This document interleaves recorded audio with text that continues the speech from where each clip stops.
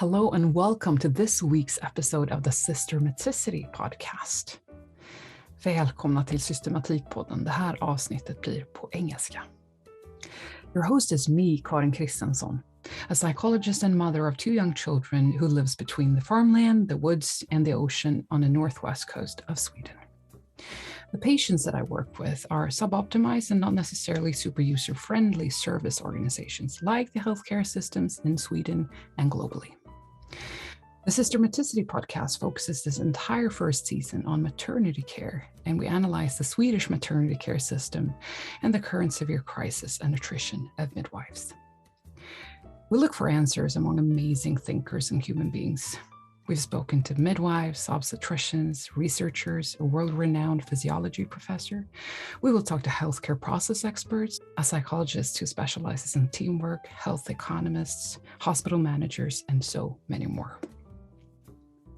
If you like the podcast, please like, subscribe, or comment. All episodes can be found on both YouTube and Spotify, and on Instagram, I am at SYSTERMATIKpodden. In this week's episode, we're going to speak to one of my favorite people within this field. Someone that, with his warm heart, brilliant mind, and a lot of zeal, has started to revolutionize maternity care and women's health. In this conversation, we speak about everything from having healthcare in your pocket, to the marketing problem of midwives, to racism within the healthcare system, to how the coordinator midwife on the labor floor is an air traffic controller who, according to real studies, need to be faster than the world's fastest supercomputer. No wonder that midwives complain about stress. I'm so happy to welcome to the show the trailblazer obstetrician, Harvard professor, Atul Gawande mentee, Maven Clinic chief medical officer, humanist, and father, Neel Shah. Welcome very much, Neel Shah. I'm so happy to have you here. Thank you so much for having me. First of all, you're here with me on the 8th of March, which is International Women's Day. That makes me extra thankful and happy. And I just wanted to, on a serious note, give some thoughts to the women in the world who are struggling right now, and not the least those women who've given birth in bomb shelters in Ukraine or in other kinds of tough situations around the world. Yes, but back on a lighter note, I want to have an introduction with you first. And I often ask my guests to just answer 5 quick questions to get to know you a little bit more, and then we do it more seriously. Okay. So Neel, cats or dogs? Dogs. Getting up early or staying up late? Ooh, it's a little bit of both with me. Right. I'd choose is probably staying up late, but you're very productive, so it kind of has to be something of both. Well, and I have young children too, so they wake up when they wake up. Right. So it is what it is. Okay, so what do you love more when it comes to hanging out with your children? Making music, singing, or jumping the trampoline? Ooh, that's a tough one too. I'm going to go with music and singing. Yeah. Okay. Are you a musical family even? Do you do it like? I'm a musician, and my 3-year-old really loves making up songs on the fly. So that's great. That's great. Okay. So the New England Patriots or the Red Sox? Facebook. Well, that's not really a choice because they're both Boston sports teams. Right. So we're going to have to go all the above on that one. Putting you on the spot. And putting you on the spot, Norway or Sweden? Last question. Ooh, that's a tough one because I know who I'm talking to. I don't think I've got a strong choice. I've been to both, and they're both very lovely places. Yeah. Okay, great. So you have been here, because I saw a couple of years ago that you were here on some Instagram post or something that I noticed you were in Norway. And I thought, why isn't he coming here? But maybe you were here. Yeah, well, I'd love to come back sometime. You're so welcome. Okay. So who are you and how did you come to obstetrics? Wow, that's a big question. Mm-hmm. Who am I? I'm the son of Indian immigrants who came to the United States in the late 1970s on an H-1B visa, which was their way to seek economic opportunity. My mom's a dentist, my dad's an engineer. At the time, the United States was bringing a lot of immigrants from India and places like India with professional degrees. And so a lot of my mom is one of 7, my dad is one of 5, so big extended Indian family and lots of doctors around. So I grew up with the privilege of believing that if I wanted to be a doctor, I could be a doctor. Yeah. And I kind of assumed that's what I would do. And, I never thought I would become an obstetrician, though. That was the last thing on my mind, especially through college and medical school.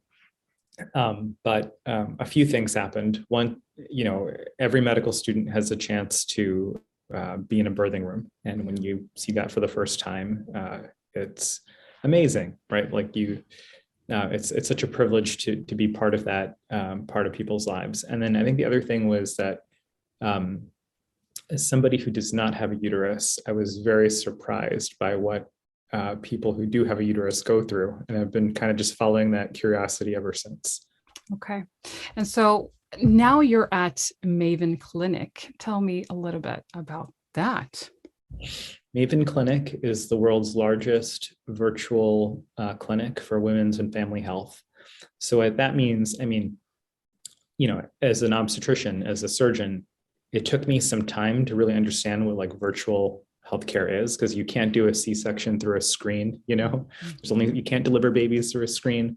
But right now in most of the world, the healthcare that you have access to is very dependent on geography. Yeah. It's dependent on where in the city you live or where, in a country you live. And the promise of digital technology or communications is just connecting people and changing that reality, that what you have access to depends on physical proximity.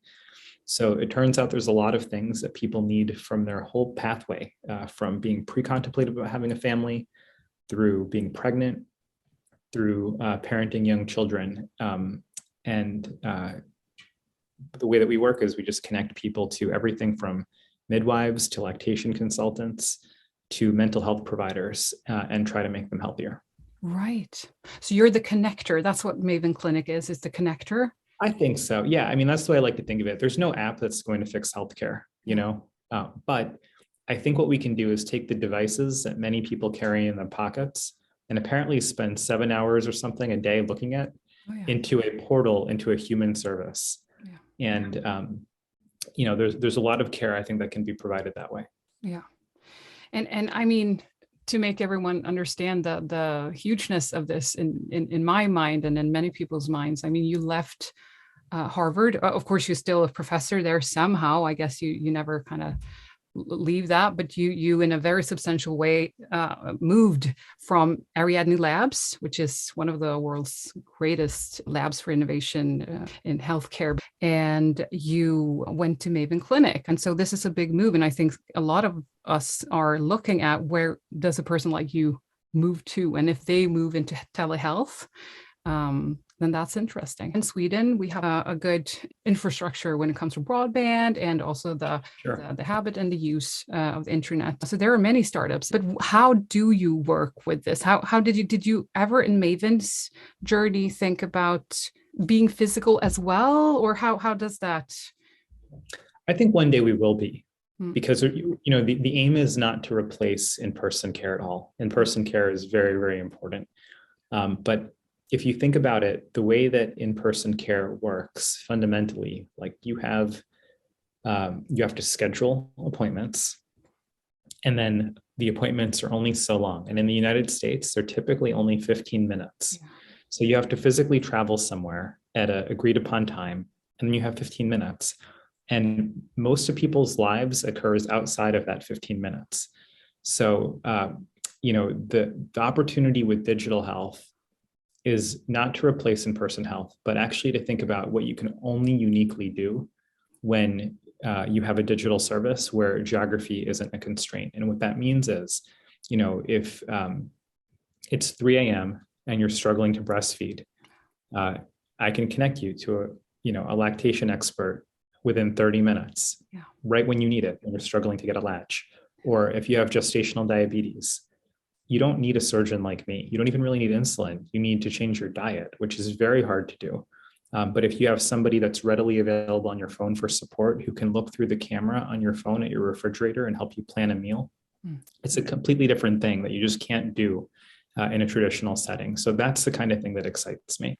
It's very interesting. And it kind of breaks down this last solution, that what the doctor says in the hospital and the priorities that the doctor has there, or the midwife or the nurse, is the only thing that's important, because I think that's so difficult thing to understand for patients, especially when you're giving birth. They have like low capacity, so you're not allowed in really too early. So you're supposed to stay home until the last minute. But then you understand that if you come in, and especially if you've done it before, as soon as you do come in, they strap you with all these monitors and stuff as if it was the most dangerous thing ever. And you're like, oh, but what if the things that they are scared of? What if it would have happened 5 minutes ago?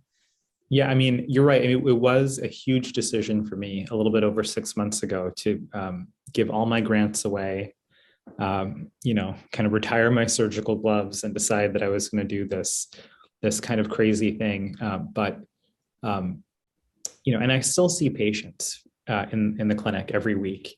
But part of the reason is because it helps me make sure that what we're trying to build at Maven Clinic is useful. Because every time I see somebody in my office, when they leave, I wonder what happens to them. Yes. And the idea of, basically like living in their pocket and being like an ongoing source of support and really using the economies of scale that you get. I imagine in Sweden, you probably have Uber or some kind of like ride sharing app, and like the way that technology works is that there's all of this capacity that's not being used. And you can go probably from anywhere to anywhere in most of Sweden with your phone. And it's been really kind of transformative. And similarly for so many other services and healthcare in some ways could work the same way. We have a network of 2,000 providers and across 30 specialties that we give people access to in 175 countries. Which is just this amazing, thing that really was inconceivable even a few years ago. Yeah. And the pandemic helped a little bit, I can imagine, even though help is maybe like a tough word when it comes to such a catastrophe, but it did yield some new thinking. Absolutely, including for myself. I mean, I think even for me this time last year, I couldn't have imagined doing anything other than being a professor. I had my dream job. I was comfortable in it. I knew how to write papers. I knew how to write grants, and I had, my mission. And I think the pandemic, it's not just that it made telehealth and digital health more necessary and potentially more valuable, but it also made the existing ways of delivering care less valuable. Yeah. And it made me feel that from my position as a professor, I could evangelize ideas, but I couldn't translate them into actually building systems. So part of the opportunity was to, join a company where we're trying to build things and also trying to make them sustainable. And I reckon that if you're a true leader at Ariadne Labs, there are great people all over Ariadne Labs who are really thinking in a new way. You should go to some place called Haven or Maven or Raven, or it has to rhyme on that. As long as you do I know that joke came up quite a bit, but look, like these companies don't always work out. Yeah. Like Haven didn't work. Hopefully Maven will. I think that it will. But what I think, I've worked in government. I've worked now in academia, and now this is actually my first time really working in the private sector. I'm 40 years old, so I'm at like a midpoint in my career. And what I found is that my mission across all of those different sectors has been the same. But because the source of capital is different, the way that you solve the problem is necessarily different. And I think that I'm not sure that every company in the private sector is necessarily going to like quote work, but I do think that by focusing private sector resources and energy on maternal health, it pushes the whole industry to just do better and be better. I can imagine, and there's humility I feel from you and some other really curious people, because that's how I see you, curious. The way that I understood you throughout the years when I've been following what you've been doing is that you really see it as an enrichment and empowerment to your obstetric knowledge and how you can work as a doctor by knowing your society and knowing business, knowing design, knowing, or at least being curious about all these things, economics, law, ethics. So is that true, first of all, that it does enrich what you do and empower you? And if so, how can we get more of us in healthcare to get that curious? Oh, that's a great question. I mean, I think one way of answering it is that, I think that the best clinicians are good scientists, of course. So good natural scientists and good social scientists, because you should know people's context, and also good humanists, and that like kind of covers like all the subjects that you learn in school. Like it is one of the few things where, like, to take good care of people, it's a necessarily human enterprise. You need to be scientifically grounded, but you also have to like really understand what makes people and what their context is. So that's always been the draw for me in medicine. Yeah. And then I think when you're trying to make systems work better for people, it's really helpful to understand why things are the way that they are, which is often, based on historical precedent. And I can imagine, because I feel that I get empowered by the same kind of thinking. I get more curious about being more curious, and it kind of goes on just automatically. And sometimes there's a backlash where people say, no, but I can't get into that area as well. And it's also good not to be everywhere, but in a way to understand that they inform each other. And it's not actually more, it actually is easier if you have a little bit of a broader view. And I would hope that more of us, and especially in the century of the system, as your mentor, Atul Gawande, has said, we need to kind of be a little bit more all around. I think so. Yeah. And I think you're also right that like you can't do everything, but what's grounding is having a vision for what you want the world to look like, and a sense of personal mission, and then a set of values to navigate you through all of it. I mean, I think the thing that Atul taught me, in the spirit of the century of the system, is how to just distill complexity. Like it wasn't just breadth for the sake of breadth. And it wasn't just being a jack of all trades.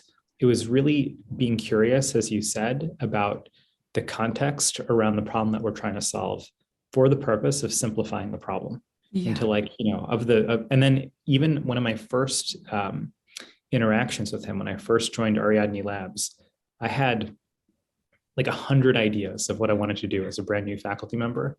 And he was like, great, you have 6 months, come back to me with the most important thing that you can do. Yeah. And he was actually always kind of pushing me to focus. That's great. And that's also what you learn in business, I think, and in the startup industry. So that kind of wisdom you can get from many areas. And that's actually a great point, because I think across business and medicine, there's actually more similarity than difference. And part of the benefit, I think creativity actually comes from straddling worlds. Yeah. Because if you kind of have a foot in two different spaces, it kind of forces your brain to find connections. And to me, that's where like my creativity comes from. That's what sustains it. Yeah. But the best entrepreneurs and the best scientists I've found are very similar people. Yeah. They're naturally curious. They care a lot about reproducibility. They're always collecting data, and they're always looking for patterns. Yeah. So now being in the business world, I actually don't think that it's very different from, being a professor. Yeah. Okay. So I'll move a little bit into the Swedish situation. It has been now for some time midwives who, because we have a midwife-led system anyway, we can talk about that later, but the midwives have been the ones on the barricades, as we say, the ones who have been warning and reporting that we need to robustify or strengthen the system. And there's an attrition right now of midwives, and we go into over medicalization, which is a common problem within this part of care and maternity care. And they kind of have owned the problem a little unfairly. They have taken the hits, and they have really done the job. But this is everyone's issue. This is the basic, if this works, society works in a way. So how can we get that to be mirrored out into the engagement or in the activism, so that everyone is involved?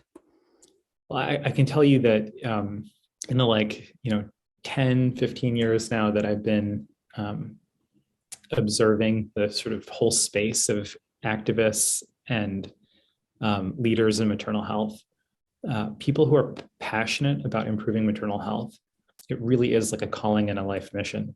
because it just sort of clicks into place that like, yeah, like this is not just an issue that affects everyone. It's,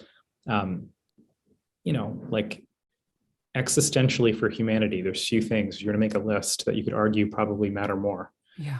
And at the same time, ironically, I think because all of us are born, it makes us less empathetic about the whole enterprise. Yeah. Like compared to like cancer, even, if somebody has had, like some kind of serious medical condition, they get lots and lots of empathy. But if somebody is a mother who is suffering because of a system that's not working, but other people have had to suffer through the same system, they just kind of like normalize it. Yeah. And it's like, well, I did it, you should do it. There's sort of expectation that's placed on mothers. I think that's not fair. And then I think on top of it, mothers really across the world are expected to put their own well-being last, to put their families first. And I think that also makes it more challenging, because for every other social issue that requires progress, the people most impacted by it are able to organize and push back. But mothers are too busy being mothers. Yes. And so it's much harder to organize on your own behalf. Mothers organize for every other progressive cause. Yeah. In the United States, there's Mothers Against Drunk Driving. There's Mothers Against Guns. There's, but there's, the reason we started March for Moms is because there's no Moms for Moms. Yeah. And the obstetricians, how do you see it over there? Like how is that going? Because you're really setting an example for a new kind of doctor, you could say, a new kind of physician, but also a new kind of healthcare leader, but also a new kind of obstetrician, kind of being a healthcare leader, a leader for all of healthcare.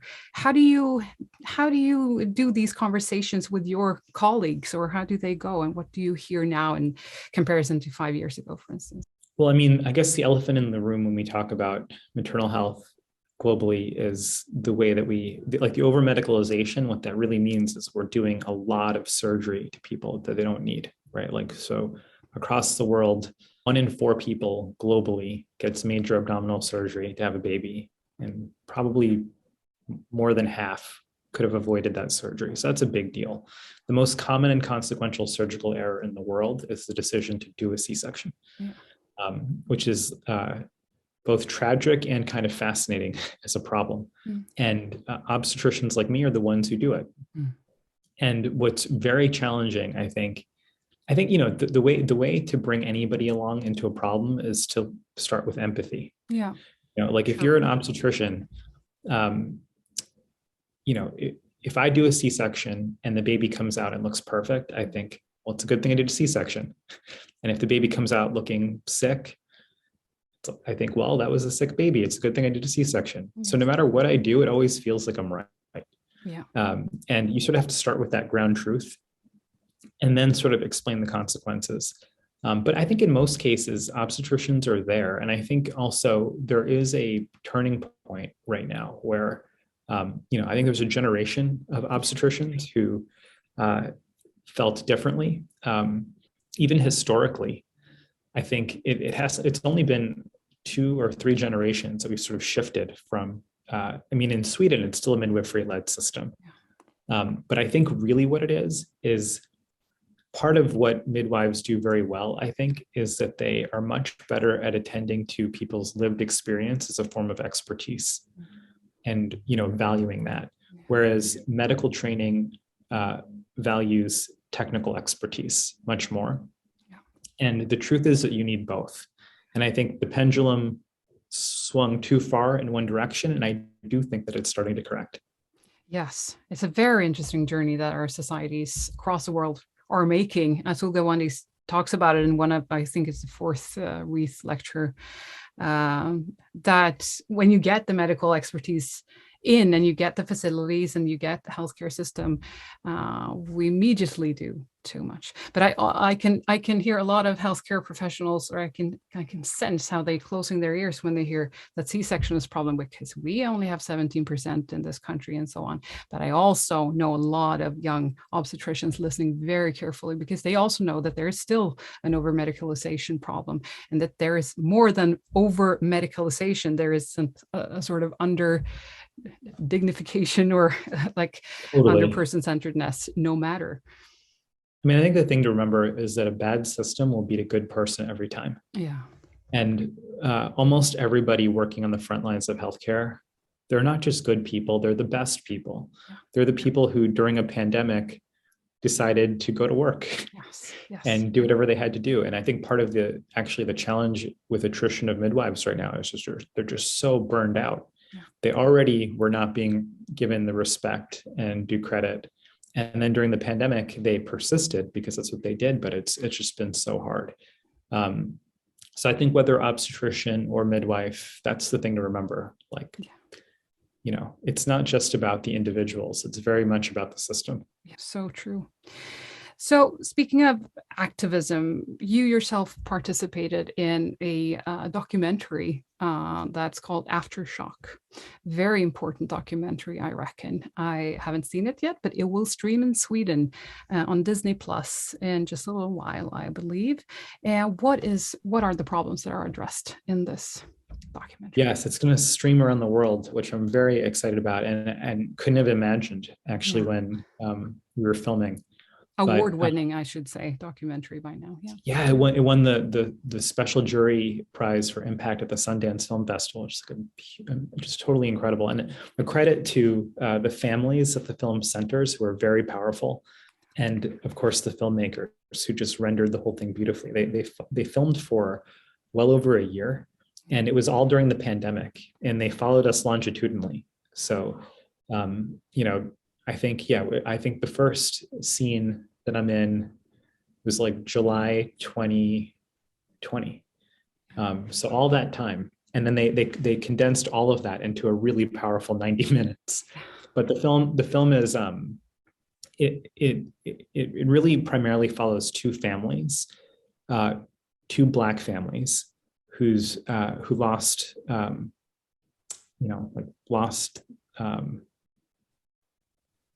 the mom in childbirth. And it unpacks the ways in which gender equity and racial equity interact in maternal health. And really shows beautifully how when the worst happens in maternal health, it's rarely an individual bad actor. And it's often a system that's just not set up to see people and to value them. But what's remarkable is in both cases, the family ended up, experiencing this awful tragedy, but then immediately turn all of their pain into power, really, in activism, and they organized in the communities. So both families are in New York City. New York City is the world's largest city. The per capita income is pretty high, but the inequity is remarkable. So if you're Black in America, you're 3 to 4 times more likely to die in childbirth. But if you're Black in New York City, you're 8 to 12 times more likely to die than if you're white, because of just the difference in resources between the neighborhoods in New York City. And both families were from neighborhoods that had less resources. The hospitals had less resources. And and so they end up organizing their communities and really holding power to account. And, you can sort of see in real time, it's actually a very hopeful movie. It would seem like a movie that's very hard to watch. And in some ways it is, but just the people at the center of it grip you from the beginning. And it makes you really believe that progress is possible. And I think that the film will inspire people all across the world to do the same thing.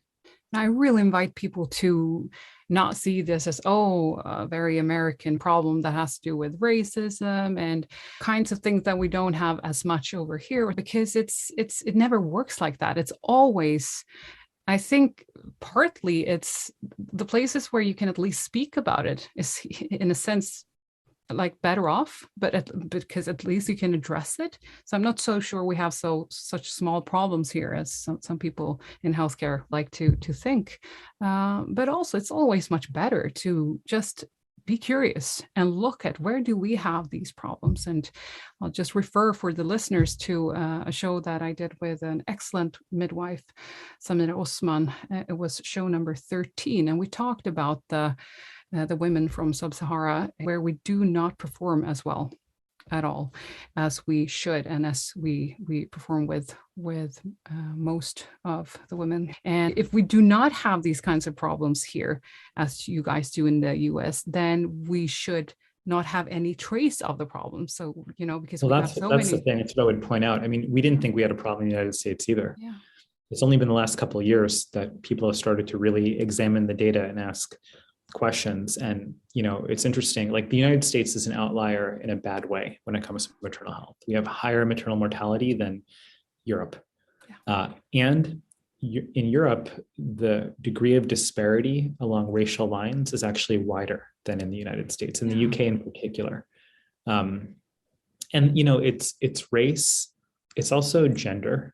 Women, at the center of all these stories are people expressing concern that are pregnant and not being heard. Yeah. And, women are less likely to be heard and less likely to be taken seriously. Women of color are least likely. And then there are a number of other things that, in society have just become stigmatizing and lead to, people just getting less care in ways that are not right. Very true.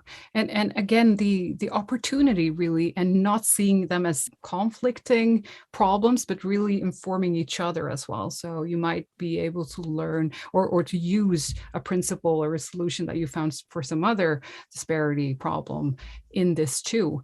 So talking about that, like how is it at Maven now? How do you see this technological side of things? How does that intersect with this problem, and how does it help solve it? I can imagine you have an idea about that too. Yeah, no, of course. I mean, it's part of the motivation is, the big step back is that maternal health is really a bellwether for societal health at large.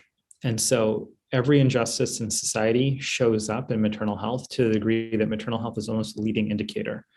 Gender inequity, racial inequity, geographic inequity.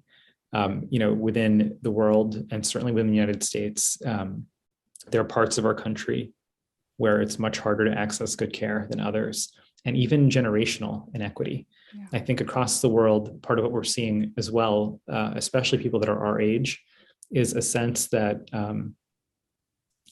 opportunity is eroding, that it's harder to live our lives and progress and parent than it used to be a generation back, which is the opposite direction we should be going in. It should be getting better generation to generation, but the sentiment is the opposite. Yeah. And so any work that we do in the space of maternal health necessarily is sitting at the intersection of these issues. Yeah. For Maven Clinic, a big part of my motivation is taking geography out of the equation in terms of determining people's health. But we're also building a service that structurally and systemically is aiming to, for example, in most of the world, if you're part of a minority group, it is unlikely that the person taking care of you in the medical system looks like you, or really shares any lived experience with you. But at Maven Clinic, one of the things that we've done really intentionally is we built a network of providers where 40% identify as people of color. And I think that's really important. Yes. So, if you're a Black mom in the South, you can meet with a doctor that looks like you. Yeah. And I think that makes a difference. Yeah. And I can imagine as well that you work a lot with the end user, or seeing through that the use is coming about. In the, we call it the brick and mortar healthcare system to contrast it with what we do. But in that system, it's actually very hard to track what people are doing across their journey. But people touch Maven Clinic over the course of a pregnancy 130 times. And so you can really track their whole journey and use that to support them in the right ways. Because one of the things about pregnancy is, that's so unique, is people are going through so much change. Yeah. They're going through so much change socially in their lives, professionally often they have to make choices, and then biologically. Yeah. And then when it comes to not just risk, but addressing people's needs, they change dynamically over the course of that 9 months. Yeah. And having that kind of proximity to people can make a big difference, I think. That's part of our thesis. So interesting. You've said once something along the lines with, that in the maternal mortality crisis that is now seen in the US, where more mothers die giving birth now than a generation ago, and then with these racial and other disparities that are really serious on top of it. But you've said that hemorrhage is seen to be the biggest killer when it comes to this, but it's actually not hemorrhage. It's actually error of communication, most generally, that kind of makes that hemorrhage be such a bad one or not being prevented. Can you elaborate on that a little bit? What does communication has to do with the century of the system and the nuclear healthcare? It's everything, right? So the idea of the century of the system is that the last century was the century of the cell, according to Atul Gawande. But like what he really meant was that over time, we got better and better at subdividing the human body into smaller and smaller components in order to understand it. So, I think he manually counted there's 60,000 maladies. There's 60,000 ways that the human body can go wrong. And, we sort of got really good in the 20th century at identifying those things. But the big challenge of the current century is putting it all together again in ways that make sense, right? The big value proposition for Maven Clinic is we don't treat people as a uterus, right? We treat them as a whole person. We care about their mental health. We care about other needs that they might have, and we try to service those things. So it turns out when we're counting things like maternal mortality, we look at a death certificate with a diagnosis, which may say hemorrhage on it, but that doesn't tell you why it happened. And if you're trying to understand the cause of something, you want to go to the root cause. You want to keep asking why. And 80 to 90% of sentinel events in hospitals are communication failures. Yeah. Or failures of teamwork. If you think about it, like childbirth is the ultimate team sport. Like you probably don't want to wander off into the woods and have a baby by yourself. Yeah.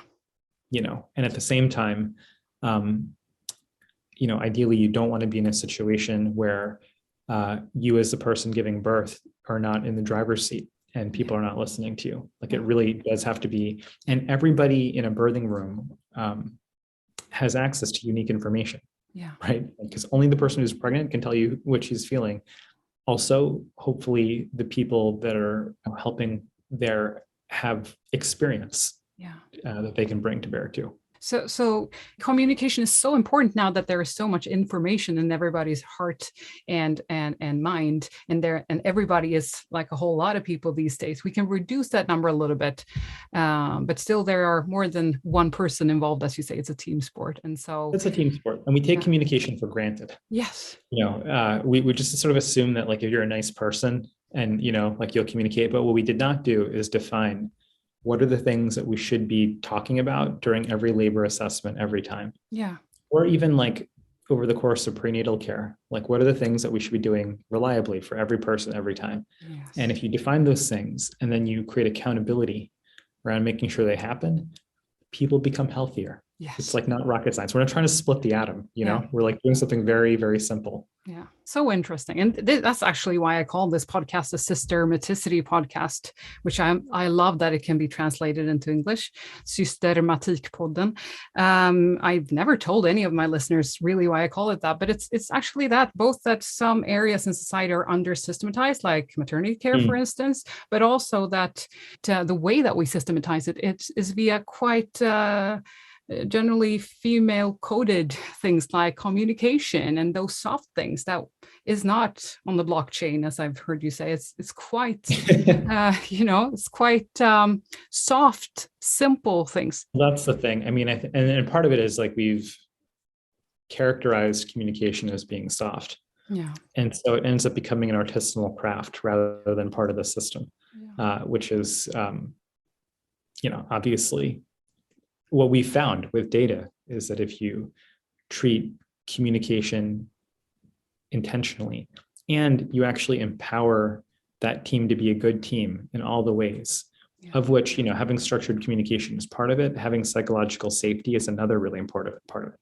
Having role clarity, about what everybody is contributing is really important. And if you put all those elements in place, care becomes much better. It's not very hard.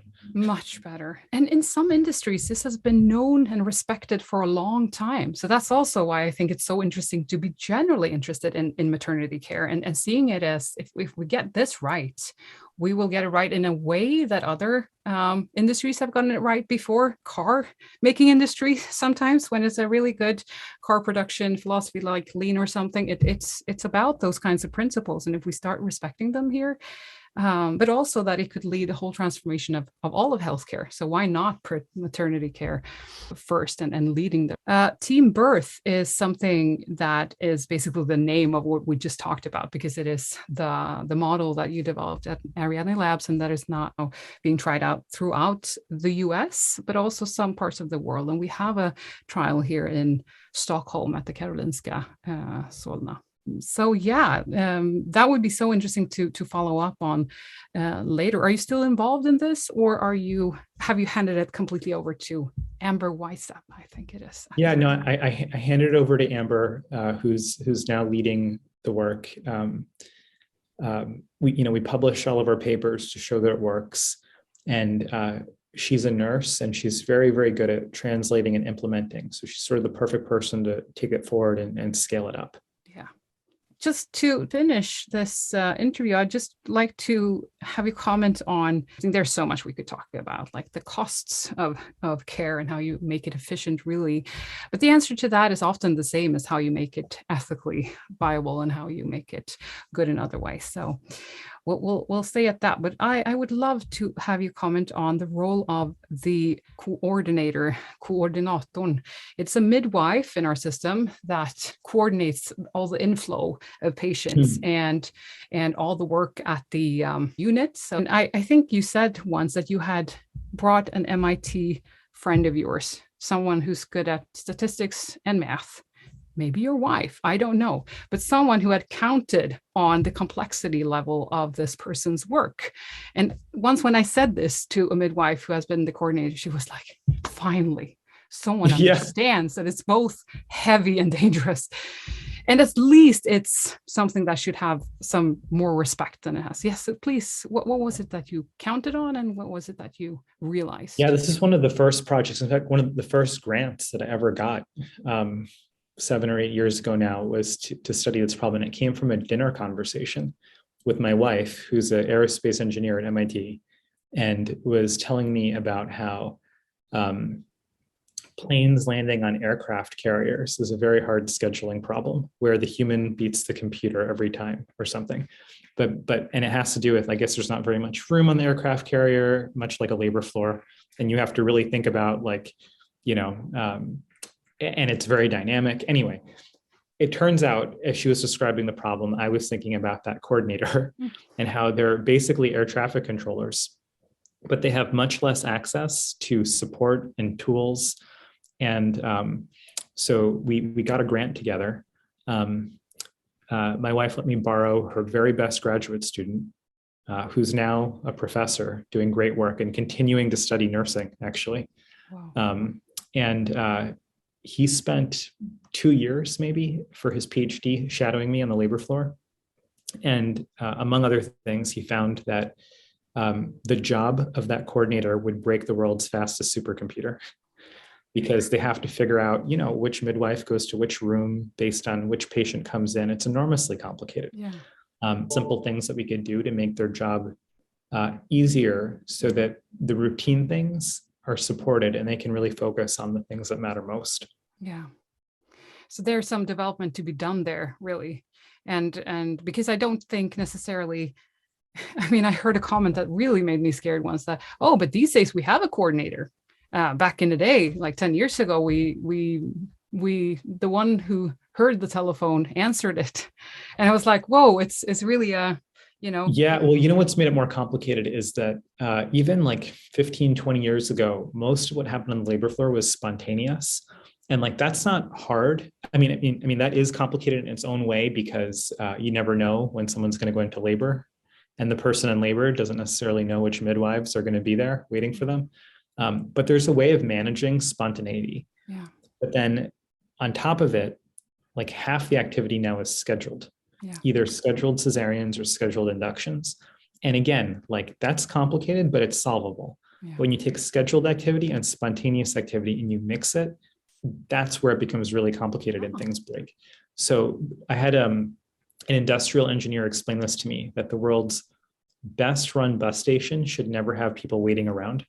Yeah. And the world's best run fire station should always have people waiting around. And the problem with the modern maternity unit is it has to be a bus station and a fire station at the same time. Yes. Okay, folks. So this is about variability theory, yes, amongst other things. As I said, this could be talked about much more extensively. Very interesting, very important, and more eyes and ears need to be on this issue than today. So just lastly, what would you say to the politicians of Sweden or anyone else that has a decision power, the ones that kind of sloppishly think, I mean, it's no one wants to do this bad or wants to be a bad guy, you know, but I can hear now a little bit of an alarming idea that, well, it's really obstetricians who do the work, and midwives, we don't know what the midwives are. And now there's an attrition of midwives, a very serious one right now. And the summer of 2022 is seen to be at worst some kind of tipping point because there's so many people quitting their jobs, leaving the profession completely.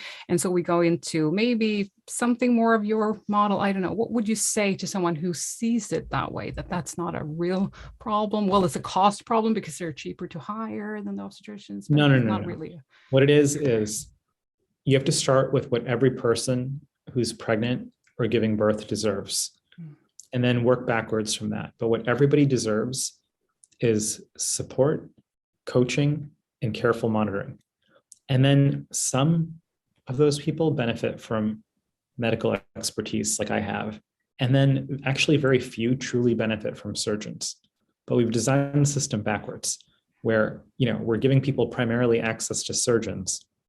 And actually we're neglecting the thing that everybody deserves, which is support and monitoring and coaching. And what midwives are experts in those things. Obstetricians are not. We're not the ones spending time in the labor room. We walk in when the baby's ready to be delivered, and maybe a couple points along the way. But midwives are the ones who are really, midwife means with women, right? So it's like they're the ones who are spending time at the bedside, providing that support. And, you know, I would say, especially to the men who are politicians who maybe, like, you know, think of like any athletic event, like running a marathon or something. Like you wouldn't do that without a coach, without a cheerleading section, right? Like that's exactly what labor is. Yeah. There's very good evidence that like that level of support is what you need to minimize complications and minimize the possibility of surgery. So this is not about pitting midwives versus obstetricians. It's just about like rationalizing a system around the things that every person deserves. Yeah. And I think it's this interesting moment where midwives are seen as this old, not necessarily useful, a little bit hard to understand profession and work. But if you look at it really closely and you follow the thinking of Atul Gawande or yourself or someone who's looking ahead into healthcare system of the future, you see that it's also a hyper-modern kind of working where you work with. You do not use the healthcare system resources unnecessarily. You do not compromise dignity and integrity unnecessarily. And you really promote what works anyways. And then you're really quick to hand resources if needed, but not unnecessarily. It's this too new and too old at the same time kind of profession. It's hard to understand, I think. Yeah, I think I agree with that. I think honestly, midwives globally have a marketing problem, you know, because I think part of it is that obstetricians have over time really put midwives in a box. And also, I think, you know, it's not enough to just say like, but you know, like midwives are beneficial. We really do, like you said, there's a challenge where at the leadership levels in many countries, people don't understand what midwives are and what they do. And so that's the level at which we have to explain it. Yeah. Like not that obstetricians do everything that midwives do, only more. That's not true. Midwives do something that obstetricians don't do, that is very valuable and actually is the thing that everybody benefits from. Like that's the argument we have to make. That's so true. I'm with you on that. And I'm on your team with that. And I'll work for that till my dying days. Lastly, reading tips. Do you have anything you would suggest? Any recent research that you think is interesting or something you saw? I just launched a newsletter that we called the preprint because preprints are scientific manuscripts that haven't been peer reviewed yet. Yeah. It's for like emerging data, and we use it as a space to talk about like what we're thinking about and building at Maven Clinic, but we also round up the latest things that we've been reading that have been pushing our own thinking. And it's if you look for Maven Clinic and Google the preprint, you can sign up for it for free and you can read it. But it's not necessarily an overview, but I think that actually the best way to understand healthcare innovation and where maternal health could be going is probably not like a primer. It probably is just to get immersed in like the cutting edge issues and what's happening day to day. And honestly, some of the most exciting things really are happening in the digital tech space. Like at the end of the day, I mean, giving birth is like the most like humanistic, organic thing, right? Like you're like, well, where does like digital health fit into that? But I think digital health and digital technology is shaping the economy in so many ways. And the idea that those kinds of technologies and modalities could be used to address maternal health, I think is really, really fascinating because it's leading to a place where now, from my position at Maven Clinic, a lot of our clients are large employers. And one of the most fun things about my job is I get to explain to large employers like Microsoft what matters in maternal health. Yeah. And it's opening up those channels. So it's a little bit self-indulgent, but I think I'd recommend reading it because what we're trying to focus on is like where things are headed. Yeah, fantastic. That's such a great tip there. I will also tell people right now to read the Wall Street Journal profile of you. That's cool. I mean, that's cool. Amazing. Yeah, it was definitely one of the big honors of my career for sure. My mom was happy. Yeah. And I'm very happy you scheduled it, 4 days before this interview. So I could get a little more, hyped about this. People got very interested. Freakonomics, the podcast, the book that is now a podcast, you were interviewed there. I would really recommend that. You can just search Neel Shah and Freakonomics. About the statistics and the difficulty in counting right and understanding this issue. And I would lastly, maybe it's a recommendation for you, Neel, and we can talk about this later, but it also connects to the Red Sox and baseball. Moneyball with Brad Pitt. Did you see the movie? Yeah. I just feel that it has something to do with how we sometimes get things wrong with statistics, because it's about how you optimize a system. If you see the issue as a system or the goal, playing good baseball, for instance, it can be better to actually look at the parts and how you need to optimize every part just to a certain threshold and not getting the best, for instance, the best care inside a hospital, but nobody gets there. So it doesn't count in the end anyways. And this is what the Red Sox saw, and it transformed all of baseball. And maybe that will happen in healthcare too. Who knows? Thank you very much, Neel. Thank you so much for having me. Bye-bye. Have a good day.